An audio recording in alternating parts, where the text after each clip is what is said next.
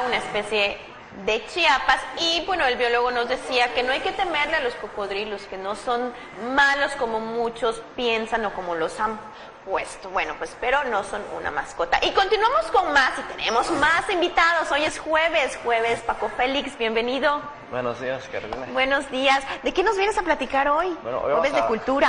Hablar del libro Matar a un ruiseñor de Harper Lee, un clásico de la literatura norteamericana y un libro que ha servido de mucho en las escuelas para hacer referencia a la discriminación, cualquier tipo de discriminación, entre ellas el racismo, y que el personaje principal se ha convertido como en el modelo icónico de los abogados, ¿no?, en todo el mundo. La historia es muy sencilla, es narrada por una niña de 6 años, es lo interesante, ¿no?, la visión de este personaje, en donde ella tiene a su papá que es abogado y su papá decide, estamos hablando de 1960, cuando aún había discriminación, bueno, hasta la fecha hay, hacia la raza negra. Entonces en aquel entonces recordemos que pues iban a abordar un autobús, había un apartado para los negros, se iban a la iglesia, tenían su propia iglesia, sí, incluso claro. en los juicios tenían un apartado para ellos. Entonces resulta que una familia blanca denuncia a un negro por haber violado a su hija. Obviamente ya sabemos que esto implica de que el solo hecho de ser negro pues sí, ya lleva las de perder, claro. Pero el papá de esta niña, ¿de la niña?, decide protegerlo. Lo interesante de esto es de que ellos sí eran blancos. Ellos eran blancos, okay. Estamos hablando de Alabama. De hecho estamos viendo unas imágenes hicieron una película y que ganó bastantes Óscares, y lo interesante es cómo se va desarrollando la historia, en el sentido de que los niños realmente, a veces decimos que los niños son malos, pero no, los niños van a ser el reflejo de lo que nosotros les claro, enseñamos. Lo que ellos ven en casa. Entonces, por ejemplo, cuando nosotros decimos, vamos en la calle, si no haces tu tarea vas a terminar limpiando parabrisas o vas a terminar quemando basura, ahí le estamos mandando un mal mensaje al niño, como diciendo que estas personas valiesen que no son, menos, claro. ¿no? Y es lo mismo que sucedía en ese entonces con este color de piel. Entonces la perspectiva de la niña nos va enseñando, porque también hay temas de género, porque pues en ese entonces las niñas jugaban con muñecas y los niños jugaban con carritos, ¿no? Ajá.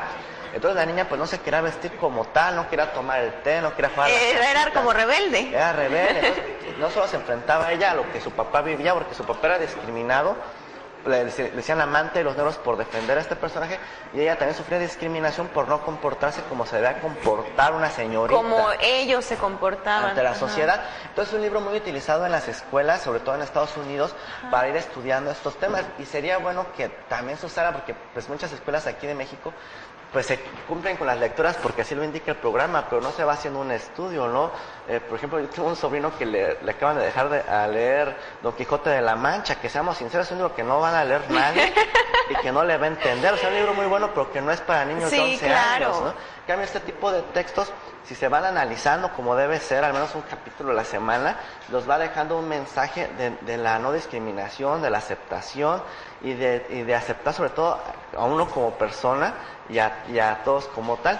Y lo interesante de este personaje, bueno, de esta escritora, es que este libro solo escribió, ella era muy amiga de Truman Capote, otro escritor muy reconocido, que de hecho aparece en la novela.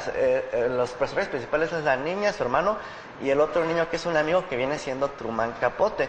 Y fue el único libro que escribió en 55 años. Ella falleció en el 2016 y en el 2015 sacó otro libro que es como la segunda parte de este. ¿De eso mismo? Pero por ahí dicen que no lo escribió ella, que fue el negocio de su sobrino, porque ella no tuvo familia, solo tenía un sobrino que fue el que sacó el libro. Entonces está muy interesante que lo lean, sobre todo los que estudian abogacía y eso, para tener un referente de lo que debe ser en realidad un abogado. Oye, Paco, bueno, y esta lectura, como dices que lo narra una niña, pues lo pueden leer los niños, pero más o menos como de qué edad.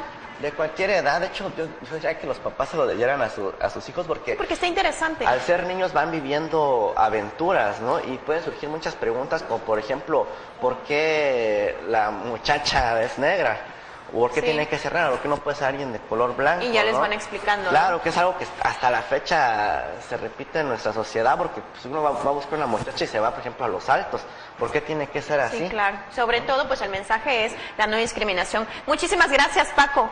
Gracias, porque la verdad es que contigo sí nos gusta aprender mucho de cultura porque nos lo explicas muy bien. Gracias. Ebra, regreso con ustedes. Bueno, ya casi nos vamos.